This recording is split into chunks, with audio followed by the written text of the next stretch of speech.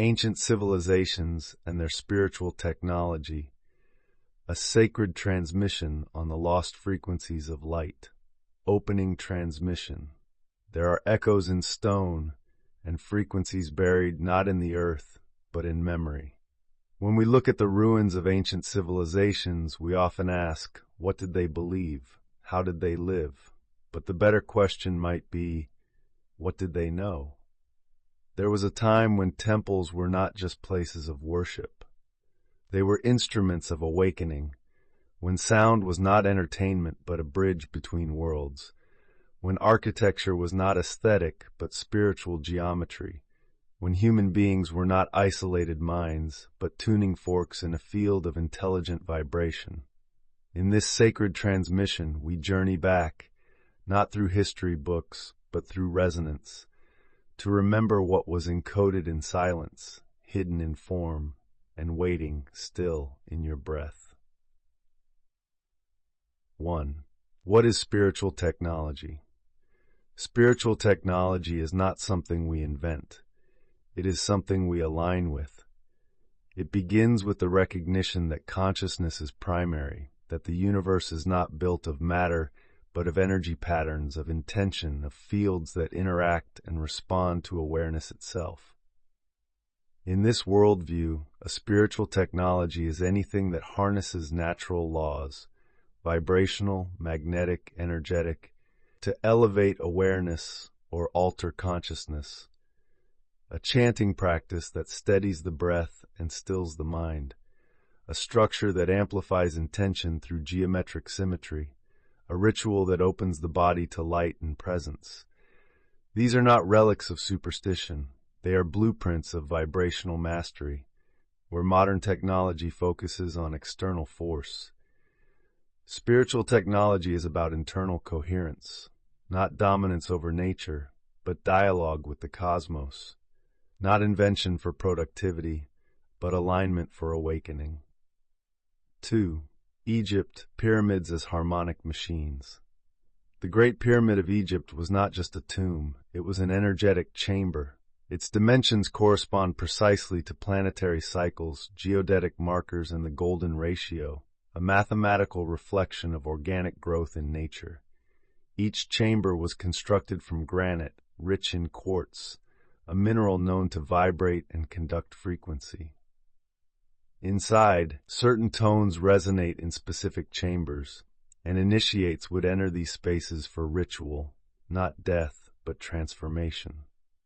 Some say the pyramid functioned as a kind of spiritual tuner, activating subtle centers of perception through vibration. Even the placement of the body within the chamber, lying in a sarcophagus not for burial, but for resonant recalibration. The pyramid, then, was not a monument. It was a living frequency generator. And the wisdom behind it? Not mechanical, but mystical. 3. India, temples as blueprints of the cosmos. Across India, ancient temples were designed not just for ritual, but for inner initiation. Each temple is an energetic map, the outer structure representing the cosmos, the inner sanctum mirroring the cave of the heart.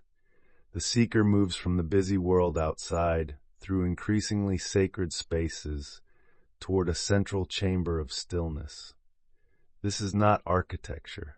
This is spiritual circuitry. The dimensions are based on ancient ratios, the stones carved to vibrate under certain chants, the very ground chosen based on the movement of earth energies. Temples were placed where subtle earth currents, now called ley lines, were strongest, and the ritual inside wasn't just devotion, it was activation. The statue in the inner sanctum wasn't worshipped as an idol. It was seen as a vibrational anchor, a form built to contain and radiate a frequency so that the body-mind of the devotee would slowly entrain. This is not fantasy. This is energy science woven into stone. 4. Peru and the high mountains of light. In Peru, high in the Andes, ancient sites like Machu Picchu were constructed not just for royalty, but for resonance with the sky. The city sits on a major intersection of planetary energy lines, and each terrace, wall, and platform aligns with the movement of the sun, moon, and stars. The stones fit together without mortar, but even more astonishing is that they are carved to resist seismic activity, as if the builders understood the pulse of the earth. But perhaps more subtle, more sacred, is the placement of shrines in places where people still report altered states of consciousness. You walk in silence, and something within you opens. The ancients knew the land itself has memory, and if you build in harmony with it, you awaken the memory within yourself. Spiritual technology in Peru was not about invention. It was about intuitive geomancy, feeling where the currents ran strongest and placing stone, like a tuning fork, into the stream. Shared principles across civilizations. Even though the ancient cultures of Egypt, India, Peru, and others were separated by oceans and centuries, they shared fundamental principles of spiritual technology. Resonance, using sound, stone, and shape to amplify vibration. Orientation, aligning structures to solar and lunar paths. Symbolism, using geometry and imagery to invoke states of consciousness. Initiation, guiding seekers through a path from outer to inner transformation. Why? Because these principles are not cultural, they are cosmic. When you align with the breath of the earth, you begin to perceive the same patterns, the spiral, the circle, the still point at the center. Whether built in stone, sung in mantra, or drawn in sand, the sacred patterns repeat. They are not inventions, they are remembrances. And those who knew how to read them were not priests of dogma, but engineers of light. 6. Rediscovering the lost technologies within. We may no longer live among temples carved from mountain stone, but the human body remains the most refined spiritual device of all. You are the pyramid, you are the altar, you are the resonance chamber.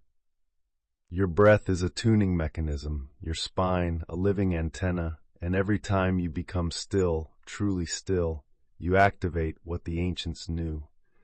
Stillness is not the absence of sound, it is the gateway to subtler frequencies. The civilizations of light did not seek salvation. They sought calibration. They practiced listening until the silence spoke back, and that silence is still here, waiting, not in the past, but in this moment. Closing reflection. Ancient civilizations did not leave us blueprints for machines. They left us vibrational echoes, through stone and silence, through alignment and symbol, through practices that do not age. They show us that the highest power is not external. It is the ability to enter harmony with the source, to attune every breath, every movement, every word to the architecture of light. Let your life become a temple. Let your stillness become a tuning fork.